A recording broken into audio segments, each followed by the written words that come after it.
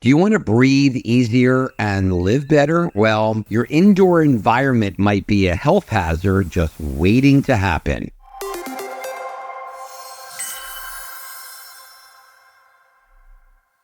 This is the Daily Dose with me, Dr. Mitch, the Chief Medical Officer for Light USA. And if you like our content, please like and subscribe. We upload a new episode of the Daily Dose every Wednesday. The Journal of American Chemical Society, May 23rd of this year, said humans are known to be a continuous and potent indoor source of volatile organic compounds, which we know as VOCs. What they suggest is that a combination of bacteria on the skin, along with ozone in the air, help create these volatile compounds. And those folks that showered more often were more likely to have lower quantities of these VOCs. Now let's get into this. VOCs, or what is that? What are volatile organic compounds, and what do they mean to the human body? Well, exposure can cause a range of health problems, from short-term effects like headaches, eye irritation, and dizziness,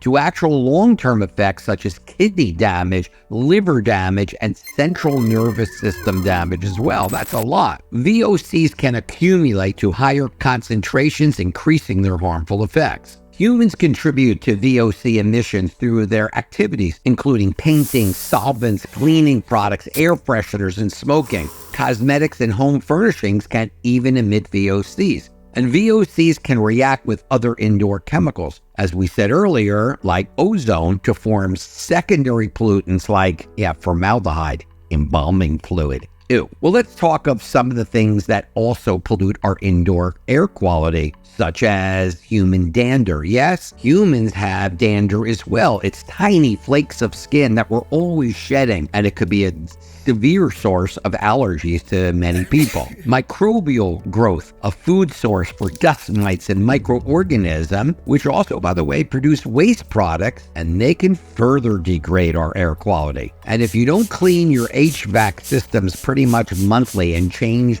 the filters, well, that dander, both ours and animals, can accumulate in the heating, ventilation, and these different systems. Now, in addition to these things, here are a few other ways we contaminate our indoor environment. How about cooking without proper ventilation? You know someone that's doing that. Well, those different frying and cooking things can give off pollutants. Some of them are even cancer-causing.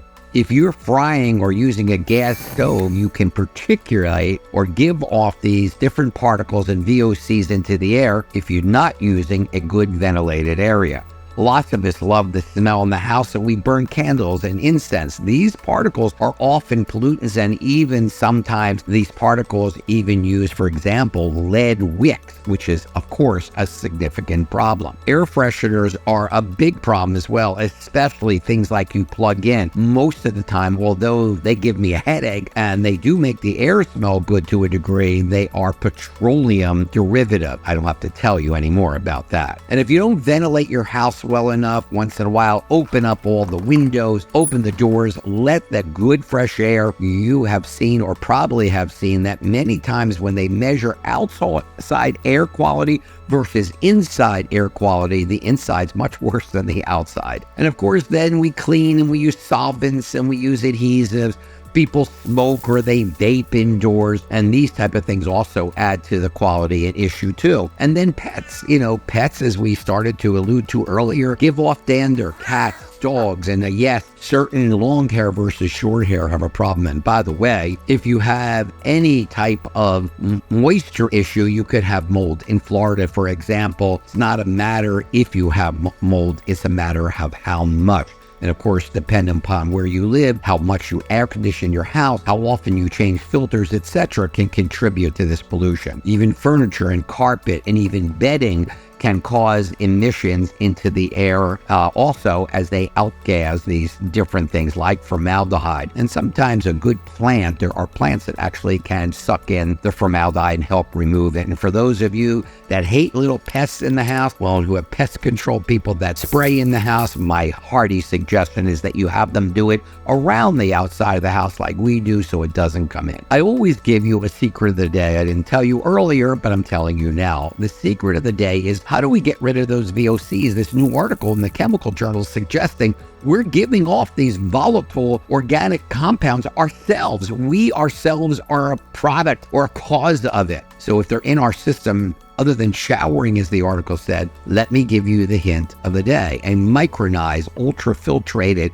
and well-designed zeolite has been shown clearly to remove VOCs from our system. Zeolite. Yes, we'll talk more about that in the future. It is a rock made over thousands of years from volcanic ash. And instead of going into this in future episode, we'll talk about all the potentials of using zeolite, but at least you have the hint of the day. And of course, if you want more information, which zeolite is best or anything, you can always just write us or leave a comment below. You're watching The Daily Dose with me, Dr. Mitch. Stay tuned until next time. Thanks so much for watching. Next time on The Daily Dose. Is pre-diabetes overdiagnosed? And sometimes that can cause more harm than good.